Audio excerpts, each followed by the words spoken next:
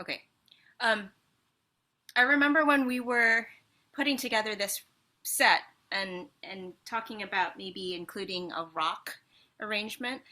You were talking about um, how the emergence of the emerging of rock music sort of coincided with the rise of the teenager, and I thought that was very interesting. Can you tell me? Can you tell us now what you told me back then? And just sort of so people can hear. Well, there are elements to the music that comes from Africa of physicality, which again is not common in Western European art music for sure. This body, music through the body. In Africa, separating dance and music is very hard to do in general. I'm speaking really generally. And I'm also not speaking with great authority. This is my understanding of how things work.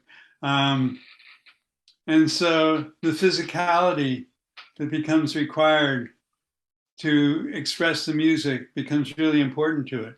And then there are elements of the rhythmic element, there are elements of the rhythm that have this layered quality.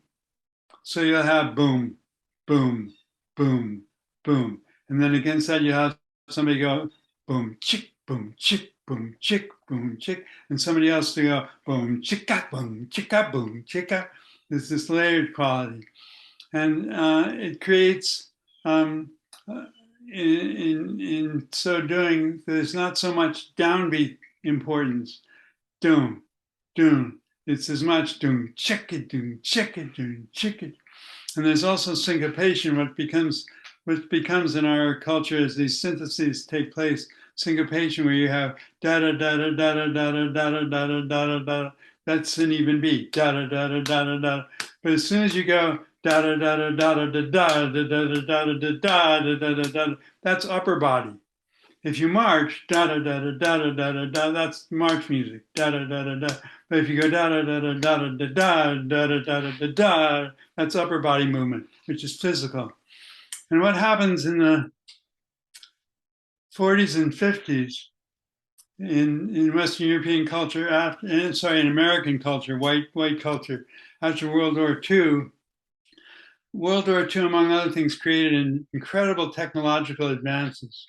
And for the first time, it was important when people reached late teenage life, they needed more education. So in the 50s is about um, the expansion of colleges and not getting married at 16 and having kids, but putting it off. Now, physically, you're able at 16 to have kids, but you don't necessarily have kids until much later. And so what happens is there's this need for some sort of music to express that, to be physical, to be sexual. And so this music that has this body motion to it gets people being sexual on the dance floor and then kiss a person goodnight and go home and study, you know? And that becomes the norm for for the rest of the time, so to speak. Now, again, I'm really generalizing, but that becomes therefore the music of the teenager, both in terms of allowing them to express themselves within, quote, safe bounds. And also it develops as they emerge.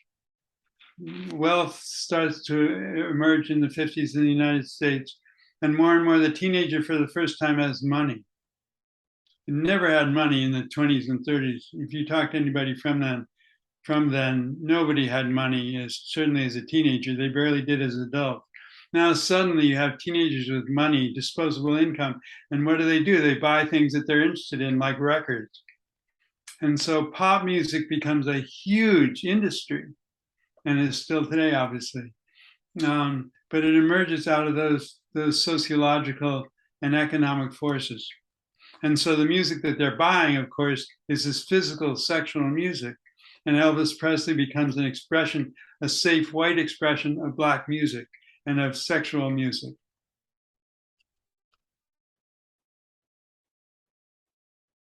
That reminds me of this documentary I was just seeing last week about the author of The Wizard of Oz, Frank Baum. Mm-hmm. And they were saying that when his books got published, it was right around a time when kids were had more time to read for leisure, for Mm. entertainment rather than just for education. Or I don't know. I think that was earlier than what you're talking about. That was around the I I think don't that know. was in the 30s, wasn't it? Yeah, yeah. Yeah. I was gonna say 20s or 30s. Yeah. So, but that kind of deep physicality that you're talking about, um, as a performer, especially a classical performer, I think we're used to sort of playing, maybe holding more still and just spinning out long, beautiful melodies. And so I've noticed in my work with you on my jazz improv that a lot of times, even if I'm playing in rhythm or with good rhythm, you've commented that the rhythm is brittle as opposed to having elasticity and sort of groove and bounce. And is it can you articulate that difference and how one might go more towards the less brittle quality?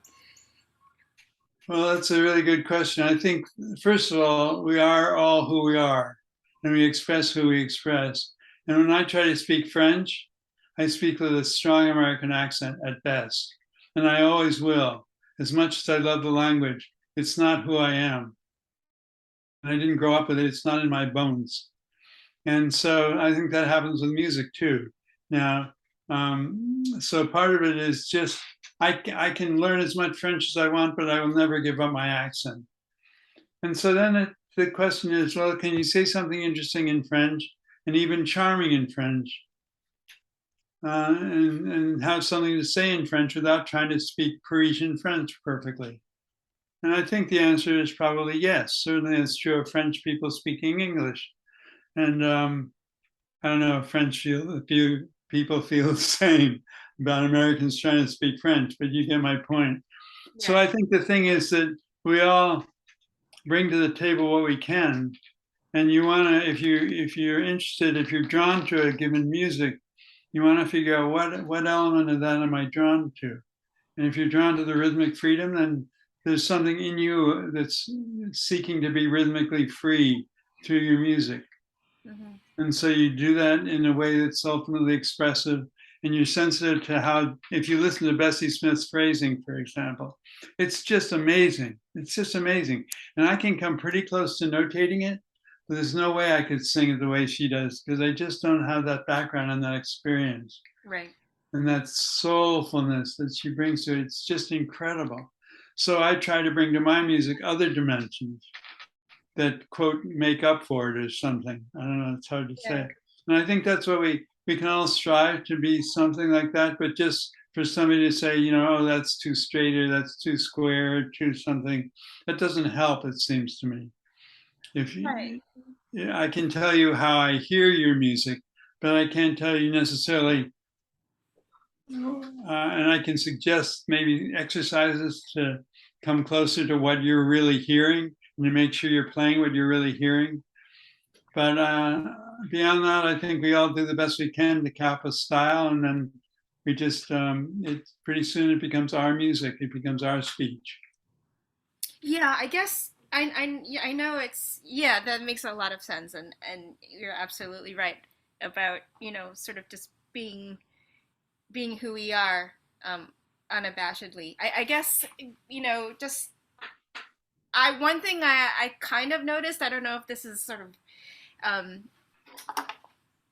sort of a legitimate observation, but like if you have like 4/16 notes, I don't know, I don't, I don't know, what should I play? let's just you know let's just take those four notes. Like I noticed that sort of my innate tendency is to play the second note a little too soon. Like Too soon. like it's a little compressed, and I notice that if I just sort of think of a little bit more space between the first and second notes, it sort of sets off a more um, I don't know, a lazier or sort of less uptight, sort of more relaxed feel. I don't know. Is that something that you would agree with. I don't know. I would agree with that, but I think one just has to be careful when you're telling yourself to be less uptight, or whatever. I'm not saying you're saying that, but that becomes adds a layer of emotional failure or something, and that's really not the point. One thing, when I used to work with singers in jazz stylings, I'd often have them sing a triplet: do do do do do va do do va do do va do do va do do, then drop the middle one: do va do va. So far we have 6/8: do da do da do da do.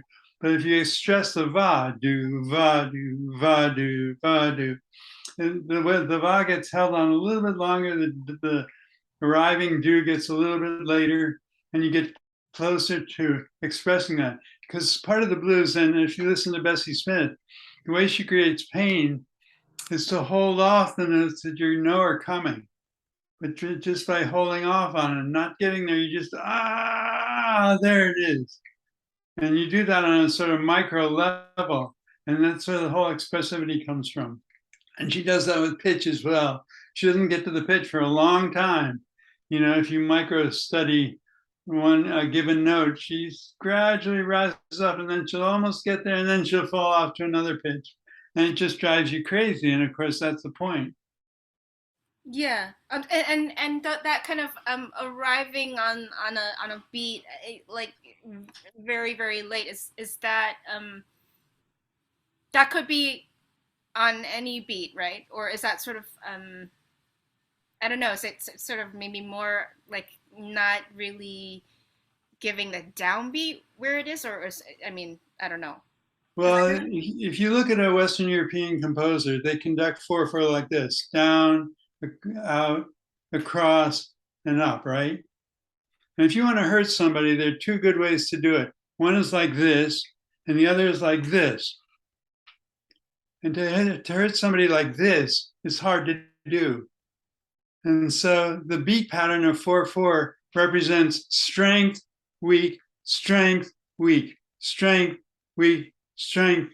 That's where 4/4's emphasis is. Jazz is exactly the opposite. It's 2 and 4, doom, check, doom, check, doom.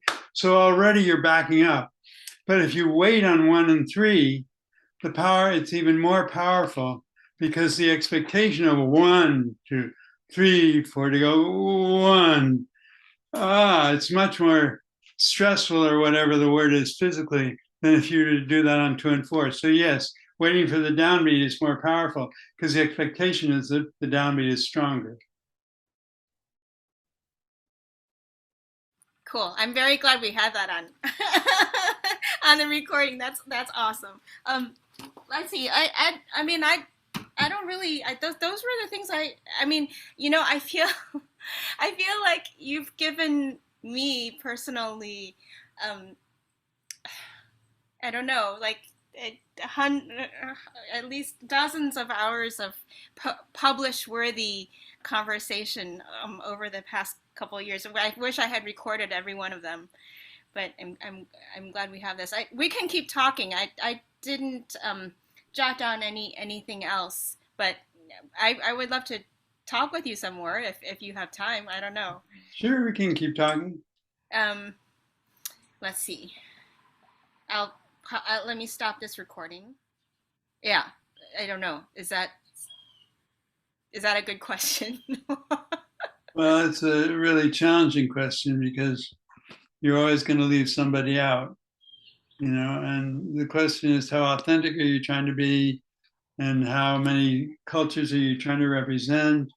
And as soon as I think about a certain style of music, I'm already deleting 90% or 98% of everything else that happens just in this country. And one thing that's going on politically is we have all these individual groups calling out for their own validity.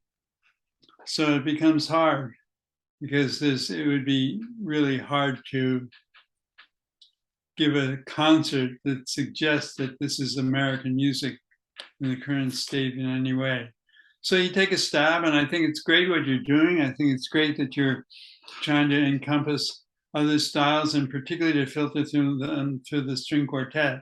which is fascinating. I mean, just filtering through this blues element through the string quartet with the challenges that you and I have already discussed. That's fascinating. And what will emerge is really, really interesting.